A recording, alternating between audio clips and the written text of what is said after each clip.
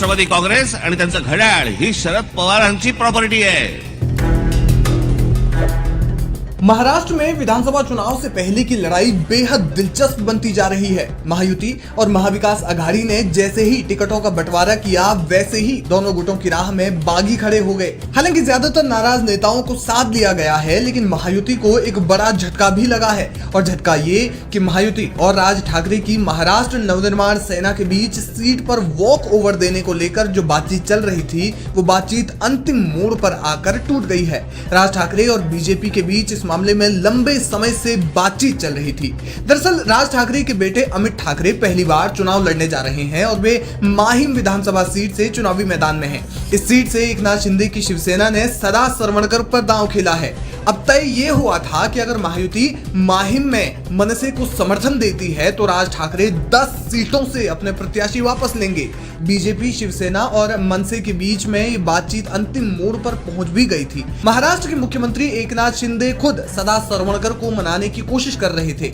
एकनाथ शिंदे खुद एक्टिव इसलिए भी थे क्योंकि सदा सरवणकर माहिम सीट से 15 सालों से विधायक रह चुके हैं। वे शुरुआत में नाम वापस लेने के लिए बिल्कुल तैयार नहीं थे। उन्होंने एक भावुक पोस्ट भी अपने सोशल मीडिया पर लिखा जिसमें उन्होंने कहा कि अगर बाला साहेब ठाकरे होते तो परिवार के लिए सच्चे शिवसैनिक को त्याग करने के लिए नहीं कहते। हालांकि उन्हें इस दौरान भरोसा दिलाया गया था कि महायुति के जीतने पर उन्हें विधान परिषद भेजा जाएगा, जिसके बाद महाराष्ट्र सरकार में मंत्री पद भी दिया जाएगा। गहरे मंथन के बाद वे राजी भी हो गए थे। इसके बाद वे नामांकन वापस लेने के लिए राज ठाकरे के घर भी गए, लेकिन बताया जा रहा है कि राज ठाकरे ने उन्हें लंबे इंतजार के बाद भी मिलने से मना कर दिया। उन्होंने कहा कि राज ठाकरे ने मिलने से मना कर दिया है और इसलिए वे खुश नहीं हैं। ऐसे में सदा सरवणकर के नामांकन वापस नहीं लेने से इस सीट पर त्रिकोणीय मुकाबले की स्थिति बन गई है। शिवसेना यूबीटी ने इस सीट से महेश सावंत को टिकट दिया है।